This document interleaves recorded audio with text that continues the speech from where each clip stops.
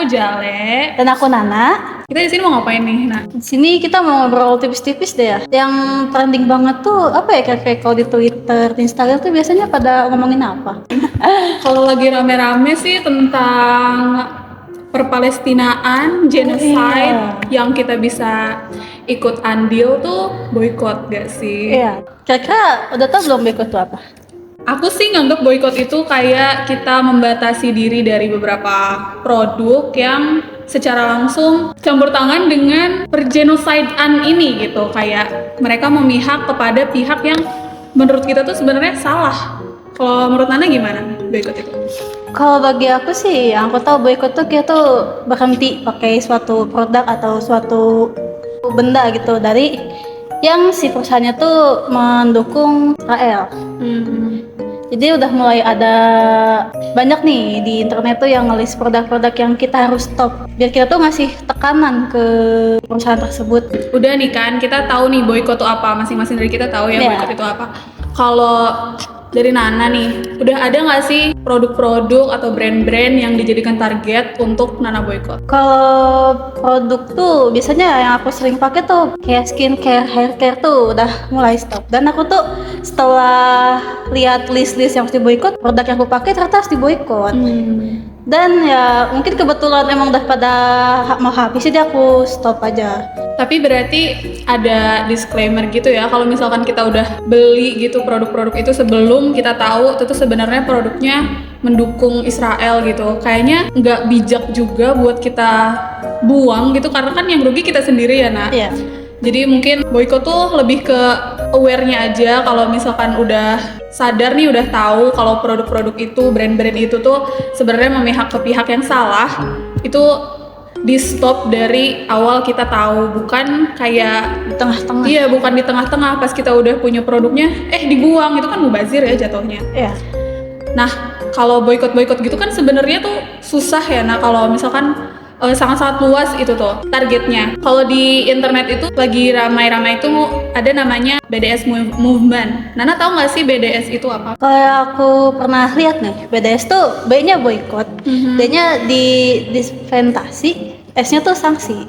Target boykot utama tuh buat memperingati si perusahaan itu. Kalau misalnya mungkin gerakan yang mereka lakukan tuh salah, dengan kita berhenti pakai produk itu, kita bisa memberi tekanan lah kepada si perusahaannya, ditambah dengan dispensasi yang biasanya tuh dilakukan oleh petinggi-petinggi dengan kayak dicabutnya investasi dan sebagainya tuh bikin perusahaan yang memihak ke pihak yang salah bakal mulai disadarkan lah kalau misalnya yang udah mereka lakukan tuh salah. Dan ditambah yang terakhir tuh sanksi, pemerintah tuh ngasih sanksi kepada perusahaan tersebut. Kalau target boykot utama nih sebenarnya ada beberapa produk. Jadi kayak ada bahkan dari perusahaan asuransi gitu kayak Exa, terus produk sepatu kayak yang suka kita beli itu Puma, bahkan Carrefour, HP. Ya, cuma memang kalau target-target kayak divestasi, boykot utama itu kayaknya nggak dikenal sama masyarakat Indonesia sih, karena memang produk-produk luar gitu yang kita kenal mungkin ada di kategori tekanan masyarakat kayak Google, Amazon, Disney, Airbnb yang kayak gitu-gitu. Menurut Nana nih, kan Google tuh kita tuh satu hari nggak pakai Google tuh kayaknya nggak bisa. Menurut Nana gimana sih cara ngeboykot Google? Kalau menurut aku sih ngeboykot Google tuh, Google punya banyak produk ya, kayak misalnya Google Books dan Google Play yang bikin aplikasi berbayar gitu. Menurut aku boykotnya sih di situ ya. Jadi dengan kita stop langganan Google Books, Google Play Store, dan nggak beli aplikasi yang berbayar dari Google, itu bisa jadi sebuah gerakan boykotnya dari situ. Karena kan kita kalau misalnya mau cari apa-apa di internet kan gratis ya. Jadi ya kalau misalnya kita mau cari sesuatu gitu di internet, ya kita bisa pakai Google Search aja, cukup di situ. Dan sebenarnya kalau kita pakai Google secara bijak gitu ya, sebenarnya bisa meningkatkan awareness juga kalau mencari-cari berita tentang genocide ini gitu. Jadi kayak sebenarnya ada juga manfaatnya ya. Iya. Ada juga nih kalau boykot yang di F&B, food and beverage. Iya. Yang kita tahu banget nih pasti McD sama Starbucks. Iya. Itu gimana tuh menurut Nana? Kalau bagi aku sih untuk boykot itu bagi aku ya mudah karena kan kita makanan tuh banyak kan alternatifnya. ya mungkin kalau misalnya kita suka ayam kita bisa kok beli produk lain gitu misalnya kayak UMKM Oh iya, yang UMKM. jual serupa gitu kalau misalnya kopi Starbucks juga wah mudah banget Udah banget, banyak banget Yang- kafe-kafe yang lebih enak, ya lebih lebih murah, enak. Makanan tuh banyak kan banyak alternatifnya. ya banyak yang jual makanan sejenis itu gitu. Nah kan BDS ini tuh sebenarnya menitik beratkan boykot pada target-target utama untuk ngeboykot. Menurut Nana itu tuh sebenarnya efisien atau malah keberatan nggak sih? Karena kan banyak nih produk-produk di luar list BDS ini yang sebenarnya pro kepada Israel gitu. Bagi aku sih cukup bagus ya karena dengan gerakannya itu kita bisa jadi sebuah peringatan ke perusahaan tersebut gitu. Jadi dengan kalau orang banyak melakukan gerakan ini mereka pelan-pelan bakal sadar. Jadi lebih efektif aja kali ya kalau Ya. ditargetkan pada target-target tertentu. Nah, kita kan perempuan ya, Nak. Ya. Kita pasti pakai make up, kita pasti pakai skincare gitu Ya. kan. Seperti yang udah disebutkan tadi di awal-awal, Nana kan udah mulai boykot dari skincare dan make up. Apa aja sih kalau boleh tahu brand-brand atau produk yang udah kamu stop untuk beli gitu? Dari skincare dulu kali ya. Boleh.